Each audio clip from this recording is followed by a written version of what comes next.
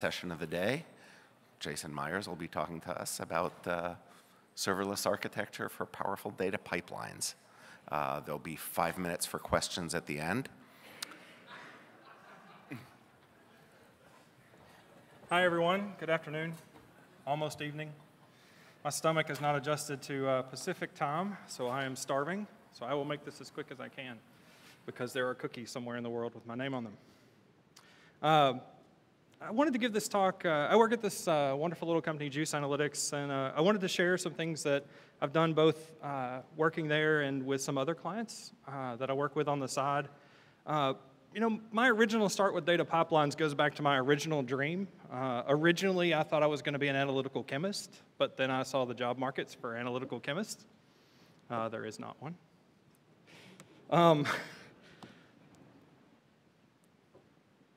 Click, there we go. So my original introduction to data pipelines was on one of these things. Anybody know what kind of machine that is? Cray, good guess. It's a convex mainframe from ancient times, the 90s. And I got an internship at the Air Force Base, and I spent all my time as a chemist running somebody else's experimental numbers through ETL pipelines and through data pipelines to perform calculations, that kind of thing, through these things. So my introduction to analytical chemistry as a job was to do computer science work. And traditional pipelines are often kicked off. Everything was scheduled. It was extremely complex and difficult to reason about because there were all these interdependencies about where the data came from and what we needed to do with it. And at that time, there weren't like globally shared libraries, so I had to go like find the one guy who wrote that script 6 years ago that did that thing for that one thing that no one remembers anymore. And no one knew how it worked. We just tried it, and the number looked right, so we went with it. And I know that I've loaded absolutely trash data via ETL and via data pipelines just because we didn't understand it and because we just trusted that something else worked. And this complexity makes it exceptionally difficult to scale, right? We would often kick things off and let them run for ages, hours, days, a week sometimes, depending on what we were doing. And the data sets would even change. By the time that we had the results back from one process, another experiment had occurred, and I needed to run something else. And quite frankly, it's just like this. Super stressed. I mean, when I was in high school, I had hair. I looked like Matthew McConaughey. This is what I got. Okay? Old man screams at cloud is a real thing. But thankfully, it's gotten a lot better, right? Recently, we've had wonderful toolkits, things like Luigi and Airflow, AWS data pipelines that let us focus on the sources and the transformations that we want to do, some outputs and notifications, but they handle a lot of like the surrounding pieces for us, right? Airflow has nice scheduling, and Luigi has wonderful task definitions to build on top of, and those kind of things. So they've made it great, and they all had some way of kind of like handling what happened when something didn't execute properly, which is something that in our hand-built pipelines we didn't have, right? And those things are wonderful, but I'm still often needing some other component to help me. I need something to help me react to an event, to trigger it, instead of just a regular old cron job. And I need something to help me like scale out and handle more parallelization and those kind of things. Or sometimes I want to mix and match a streaming source in with the data that I'm working on. And I don't say any of these things to pick on those tools. Those authors have all made very responsible choices and very smart decisions about what their tools should be good at, and they left other things for the implementers. And for me, I like to fill these gaps with serverless. You should just scream this. I mean, there's a ridiculous amount of hype, right? You can go ahead and check mark on your unicorn hype cycle bingo card. You can go ahead and check off serverless if you haven't heard it 16 times today. But people are very hyped about it and very excited about it. And I think that's great, but I think it's important to kind of temper that with what that means. There's a lot of tools flying around about serverless, a lot of words being said, and then in practice, you see kind of the same examples kind of come up over and over again, right? We see a lot of video transcoding, we see a lot of maybe simple web serving or connecting something that used to be a standalone microservice in a container and moving it into a serverless architecture. But what does that even really mean in the context of a data pipeline, right? What we're really focused on is cloud functions, right? Wonderful little event-driven functions that we can just upload that very simple function, its code, and then don't really worry about what's executing it. I mean, clearly there's a server under there somewhere, but do we even really know that? Maybe there is, I don't know. It's not serverless, but clearly there's something that has to run it, right? And I like it because I don't have to worry about how they are running until I do, right? So if I do something in serverless, there's a good chance it's going to scale for me for quite a while as a cloud function before I have to actually think about what's going to occur. If it works the first time, it's going to work for a while, and then I can react to when it doesn't. I'll come back to that if it works the first time, because I think that's an important thing to bring up later. I kind of like that they feature automatic logging, permission-based execution. It makes working with them something that's very prescribed and auditable, right? Which is important as we start to think about what our data pipelines touch, particularly in the area of HIPAA and those kind of things, as we start to do analysis about like this collection of people has this disorder or this thing that we want to look at. We need to audit who's touched those and who could have possibly seen that stuff. That was a little difficult to do in some of the other tools, but by being able to control things, who can see and kick off things, we can do things in a very prescribed manner. And then my favorite part of it is everybody's kind of doing it. You have AWS Lambda, Google Cloud Functions, Azure Functions, so we can connect them things like Google's wonderful machine learning and container services, or Azure's beautiful machine learning APIs that they publish. And of course, Amazon has a tool for everything, right? And all three of them work quite well. They all have their own little quirks and their own little feature sets that are different. And we're going to focus mostly on Lambda for this talk. Basically, because it's been around for the longest, we have many Python tools that make it very simple to use and get started. Lambda supports current Python, legacy Python, that's 2.7 something. I'm not sure what the exact version of it is at this time. Node, C#, and Java. So you've got quite a wide range of languages that you can mess with. And then they've gone beyond that, and people have made shims. So we can even run things like Golang or NIM or some other things that are not quote-unquote supported by Amazon, but people have made ways to run them. All right, so let's talk about a very simple serverless pipeline example. The easiest place to start is we get a file upload, right? The client may send this to us on a regular basis, or we may just let them upload it whenever. Well, normally if this was a traditional pipeline, I would have a scheduled job that would run an hour after they uploaded the file, right? And then I would try to like stagger all those out throughout the day so they wouldn't overlap or cause any problems. But here we can kind of get away with this. In the Amazon world, when we upload a file to an S3 bucket, we have an option to have it actually fire an event. And that event can have a wide array of topics. In particular, I can send it directly to one of these Lambda Cloud Functions. And in the event, I can decide what needs to happen to this file. Does it need to be compared to some existing data that we currently have? Do I need to send it to a different place to be processed? Does it need to be processed securely because it contains, special information, that kind of stuff? And the way that we can kind of break this event coming in from the actual processing of things is to use a queue. So here's an example with a small SQS queue in place to hold the events that are coming in until we're ready to react to them or do something with them. This queue can then feed another function, which is great because we can decide at this point, the handler knows the file's name. It may know metadata about it that we've appended to it, but it doesn't actually do anything to it. We can then hand that off to a separate function that performs the appropriate handling of that file. For one thing, Lambda is not HIPAA compliant. So we might, if it's a HIPAA file or a PCI protected file, we might hand that off to a process that can run in a protected manner. And we have an opportunity to do that at the event handler and then ultimately based on how we pull the things from the queue. Finally, we can lay in, let's skip 2 slides, sorry. Finally, we can lay in a Lambda function to write the data to a data warehouse. In this case, we might be using Redshift. And then alternately, we can add a transform function outside of this normal path so that if we need to do something like correct an error in data or run a particular type of the data through a classifier or something like that, we can do that on the outside. And one of the great things about this is because this is reacting to an event and this is just a function, we can have multiple invocations of that function, right? Amazon by default allows about 1,000, I think it is 1,000 per account, but they're extremely flexible and you can request to go far, far beyond that. Let's look at some tools that kind of go with this, but you can kind of get the flow of what happens here. We have an event that starts something, we lay that event somewhere where we can pick it up in a second when we're ready. Maybe we're waiting for some, multiple pieces of data to arrive, and then we have a couple of different pathways to go out of the file reader before we ultimately put it into a data warehouse. In serverless in Python, we have a bunch of great choices. We have the Zappa framework, we have Apex, Chalice, and of course there is a serverless framework just to make it even more confusing. We must add serverless to everything, just like randomly throughout this presentation I will say serverless, and it will feel like it goes right, but it shouldn't be there. I tend to use the Zappa if I'm going to be doing web apps or web APIs or some kind of proxying type thing, but when I'm building cloud functions for data pipelines, I really like to use Apex.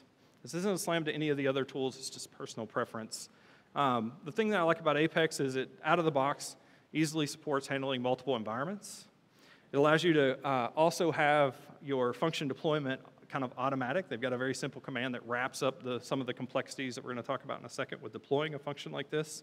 And then finally, they actually allow you to have infrastructure as code directly under the same CLI that you would use to deploy your functions or to even build your functions, which I think is wonderful. And Terraform is the way that they expose that to, which is a very popular way to manage resources in Amazon, Google Cloud, and Azure. I really like us kind of having all of it in one tool. So let's look at a typical project structure of an Apex project. So we have our function. So in this case, I just have the listener here. This would be the S3 event handler, just for us to have something to talk about. And I can have a collection of those. Basically, every directory I create in the functions directory there can be another step in my pipeline. And it can perform anything that I've put within that code, any code that I've put within that directory. So in the next step, we have our actual infrastructure code. So here we can declare anything in Terraform that we need to have created. Maybe we need specific permissions within Amazon, or we need the ability to write to a DynamoDB table, or we need the ability to send an email from that. We can grant all those permissions in the same repo using the same tool here. And then finally, we have the actual environment configuration for each environment they're going to be working on. And again, because this is all in one tool, all connected, it gets really quick to be able to define commonality between those environments and not have to write out custom scripts for every single one, which is wonderful. Here's an example of what the package JSON looks like that declares the environment. Basically, you tell it what the name of the function is. You can give it a short description like. You explain to it which language you're going to be using to run on Lambda, how much memory, timeout, any roles that it might need, and then in the environment block, you can give it environment variables, those kind of things. Typical things that you would feed when you're doing a deployment. Let's look at a simple kind of trivial example here for an S3 event handler. So the first and most critical part is actually this handle function down here at the bottom. Every event handler, Lambda, that you have is going to have a function that looks just like this. It's basically going to get an event and a context. So the event is what actually got sent. So that would be the message from S3 that tells you what files you got, or the message from anything else that occurred in your cloud. Maybe you have CloudWatch alerts that trigger events. That comes in as the event, and then the context is any additional data that you or your framework that you're using, or sometimes Amazon needs to add on to that event for it to make it relevant, right? One of the cases where we use this is we use the context to decide whether that event needs to be processed, can be processed in Lambda, or whether we need to sub this out to a Docker process, for example, where we can run it on a dedicated instance, although that's not required as of last week, but where previously we could run it on a dedicated instance. Looking at that event in a little more detail, we often want to get where the file is stored, so we want to get the bucket and, of course, its key name. And after the handle method, this is the way that we process the events. And we normally break these out. We try to keep our handles very clean, very simple, and very explicit in what they're going to do, because it's easy, because it's all going to be in a file most times. It's easy to make a pretty complex file that's hard to read, so we try to keep our handle methods very simple. So this parses the event, and here you can see S3 sends those in the structure that's kind of listed there. You're always going to get those events in Apex as JSON format, or basically looks like a dictionary to you by the time you get it. And then this is the rest of the handle function where we're operating on the values of that. And then ultimately here we're going to publish that to our SQSQ. I mentioned earlier that we can connect in our infrastructure code to this to lay out what we might need. And a good example of that is an IAM role to grab those logs, or an IAM role to allow access to a particular database. So Here's an example of what that looks like. I'm not going to go through this in detail, but I wanted to show you that it's a few steps to declare, but then you have repeatable, rerunnable code that will make the environment the same every time you run a deploy of this code.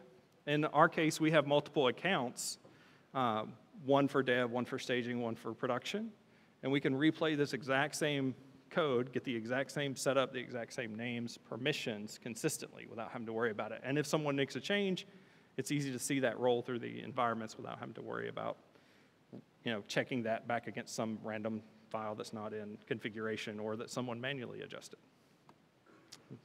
Here's the remainder steps of that for the assume role to let Lambda take it, and then attaching that policy. So once we have our function and we have our infrastructure code, we can then use these 3 commands to get everything deployed. So the very first step, the Apex deploy there, is going to go out and create our Lambda package. It's going to go out to AWS and make sure all the initial permissions are ready for you to publish a package. And then it'll publish your Lambda function to the cloud. Then the next command there, the Apex Intre Plan, is a way for you to see if I run this kind of destructive apply command with the infrastructure that I coded, what is going to be the result of that? So it'll print out a nice list of this is what's going to change, this is what you're going to delete, this is what you're going to add. And then finally, the infrastructure apply will actually apply those changes to your infrastructure if you've added new permissions or anything like that. And I think it's nice to have just these 3 simple commands on a very repeatable basis. I work with a lot of people who are business analysts for a living, and so we've wrapped this in another CLI so that they can run one command and it does the right thing for them. If the plan looks right, it just executes it, which is great. Now, I know you're probably thinking, what about all those other functions you had on your screen? You had a data reader, a data writer. I have examples of those in a repo that you can take a look at. I didn't want to go through them line by line because they're all basically the same. They get an event, they perform some processing on it like you would do in any other function, and then they drop an output somewhere. But there are some caveats that I didn't show in my trivial example there. I think that's the case with everybody, right? Like, oh, look, here's the super simple thing. Draw these 2 legs of this horse, and then suddenly, boom, here's a beautiful stallion that you drew a picture of. So continuing in that fine tradition. I'm just kidding. The people who made Zappa have made this wonderful thing called Lambda packages. And what's great about this is they went through and they've grabbed a bunch of libraries that have to be compiled and made them super simple to install for use in Lambda. It turns out that you can also reuse these in Azure functions, and some of them even work in Google Cloud Functions with little effort as well. And the reason why this is important is there's nothing that you're pip installing requirements into directly, right? When you push a package to Lambda, it's a zip file of your code, and then any other libraries that it's dependent on need to be at that same top level, and they've got to go in one package. So they've made a very simple collection of pre-compiled things that are compiled to run exactly on the system that Lambda is set up to run as. There's no worrying about, did I get the right will, or did I, will NumPy accidentally not detect the will and try to rebuild it from scratch, that kind of thing. You don't want to be paying for that in Lambda time. So they've packaged all that up for you.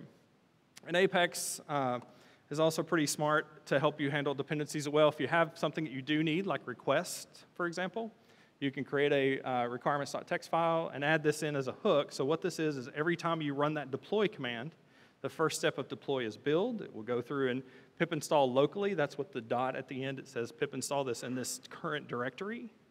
So it will build that, install everything in the current directory, make the right zip, make sure that all your imports work, and then it will push it up just like it would normally. If you've tried to build a Lambda function by hand, it can be extremely complex to get everything in the right place. And they've kind of taken out of that. And while this is a good start, you can always stack Google Overflow all the things because many people run into the same problems you're going to encounter when you try to do these deploys. So you'll be able to look for other solutions to problems. Before we had Lambda packages, we needed to install pandas. So you cannot compile pandas on a Mac and get it to run on in a Lambda function. It also turns out that I couldn't compile it on Ubuntu and get it to run on a Lambda function at the time. I actually had to grab a copy of AWS Linux, build it, and then push it that way. Thankfully now there's the mini Linux wheel, and that's fixed that up a lot. But if you run into something odd, there's a good chance somebody else has ran into it as well, and you'll be able to find it online. Some things I want to leave you to think about before we look at a bigger example are, consider that your functions need to be atomic, and I'm not going to go into the CS definition of atomic here because I don't want to explode my own brain, because there's lots of math, but in general, it basically means that you can run this function in isolation from the rest of a larger piece, and that it does a whole thing on its own, right? So it's going to do a finite thing to completion. It either works or it doesn't work. When it doesn't work, it's explicit that it doesn't work. When it works, it's good. And it also means that I can run multiple of those things side by side, and they won't interfere with one another, okay?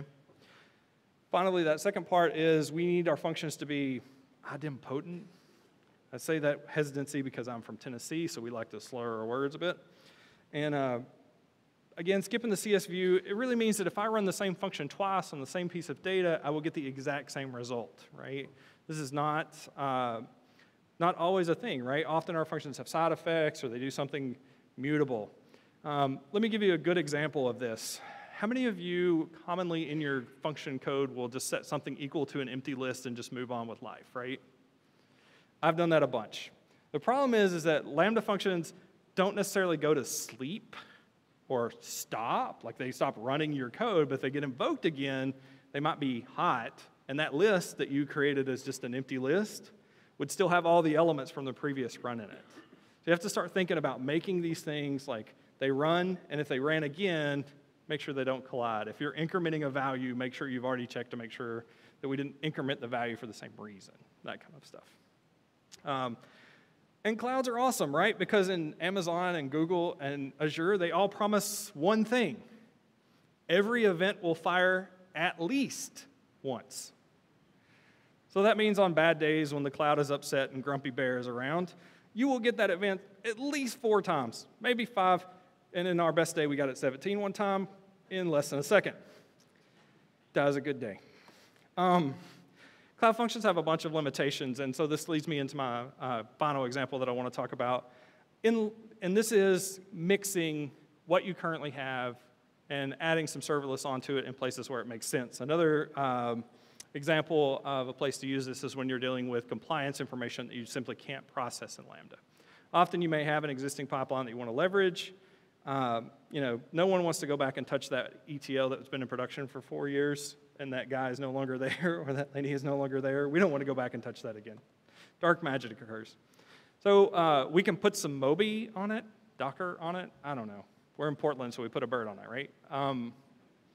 Either way, we can containerize that pipeline and use something like ECS to run those containers on maybe dedicated instances that we need them or whatever.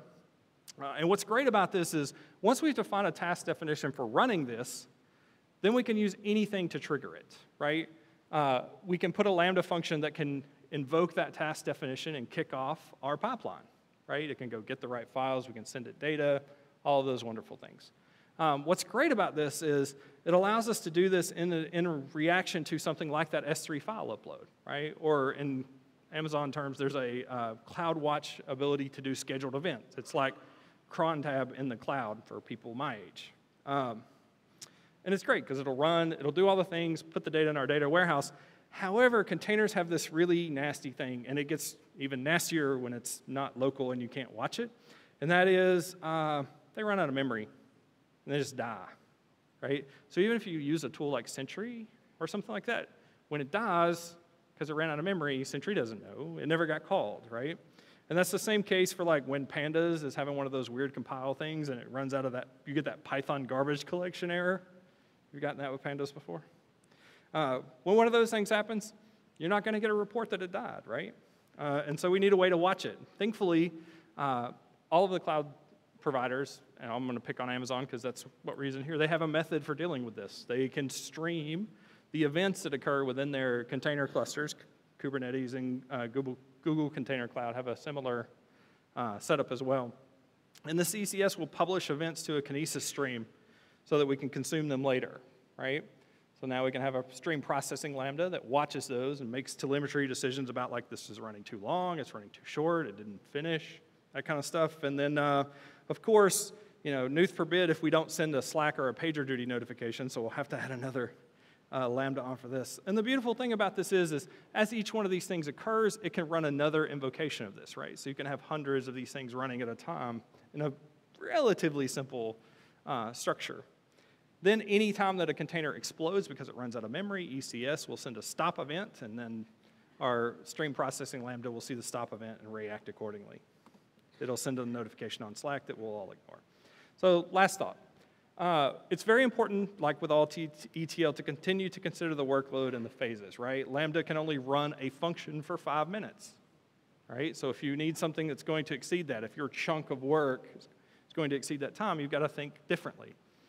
I worked very hard. I went into the woods of Tennessee, and my coworkers will get a chuckle out of that because I really did. And I tried to come up with some good example to like show you a number. This is X faster, right?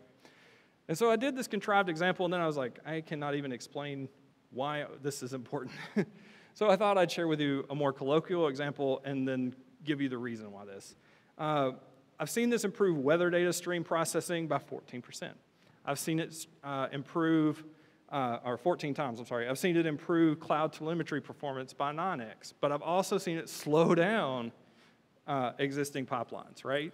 Cut almost a quarter of their speed out. And the reason for that is some things just don't work well, right? If you want to do individual processing on 100 million records on Lambda, you're going to have to use a lot of queues. Queues add latency, those kind of things that you might not be getting. And that's the case where we mix in those Docker containers to eliminate that. Sorry, I'm losing my voice. So that reduction, into that came with greater visibility, though, right? Because we can still have all those watcher lambdas and those things paying attention to what's going on and reacting to those events.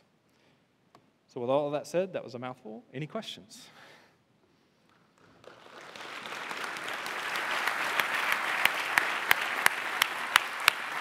We've got about 5 minutes for questions if you want to come up to the microphones. Hi, I was wondering if you could talk a little bit about testing and if there are like tools like along with these frameworks. Sure.